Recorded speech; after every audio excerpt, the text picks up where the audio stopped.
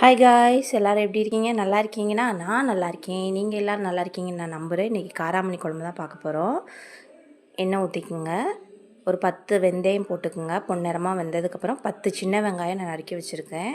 அதையும் போட்டு நல்லா வதக்கிக்கலாம். 2 பச்சை மிளகா, ஒரு 5 இல்லைனா 6 கருவேப்பிலை தேவையான அளவு போட்டுக்குங்க. ஒரு பெரிய சைஸு தக்காளி நான் எடுத்திருக்கேன், கட் பண்ணி போட்டுக்குங்க. நல்லா வதங்கட்டும். சிம் குக்கிலே வைப்போம். தேவையான அளவு உப்பு சேர்த்துக்கலாம். அப்புறம் வேக வச்சுருக்க காராமணியை நம்ம வெள்ளை காராமணியை கூட்டிக்கலாம். தேவையான அளவு 1 ஸ்பூன் நான் மிளகாய்த்தூள் போட்டிருக்கேன், 2 ஸ்பூன் மல்லித்தூள் போட்டிருக்கேன், கொஞ்சமாக மஞ்சள்தூள் சேர்த்துக்கலாம்.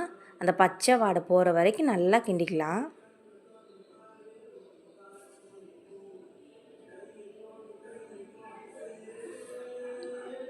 அந்த பச்சை வாசனை ராஸ்மல் போகட்டும்.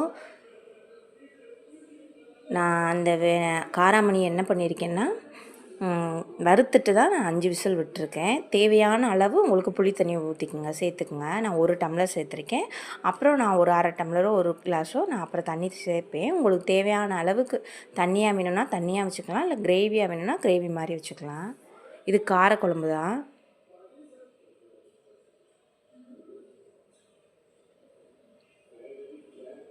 நல்லா கொதிக்கட்டும். நான் சிம்மில் தான் வச்சுருக்கேன்.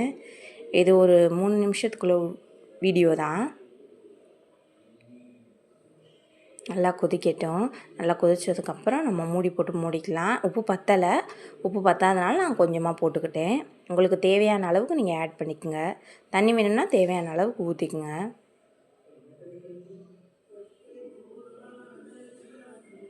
எப்போவுமே காராமணியை வறுத்துட்டு போட்டால் தான் நல்லாயிருக்கும். ஃபஸ்ட்டு வீடியோ நான் எடுத்தேன், அது கொஞ்சம் ரெக்கார்ட் ஆச்சு, கொஞ்சம் ரெக்கார்ட் ஆகலை.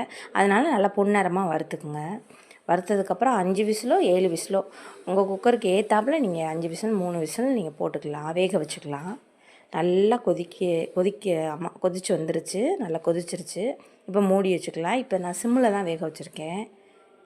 அந்த ஆயிலெலாம் வெளியே வந்துருச்சு பார்த்தீங்களா? ஆல்மோஸ்ட் குக் ஆகிடுச்சு.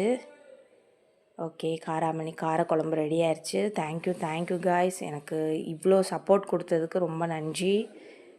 என்னோடய சேனலை லைக் பண்ணுங்கள், சப்ஸ்கிரைப் பண்ணுங்கள், முடிஞ்ச அளவு உங்கள் ஃபேமிலி மெம்பர்ஸ்க்கு ஷேர் பண்ணுங்கள். Thank you guys. ஓகே, என்னோடய ஸ்டைலில் காராமணி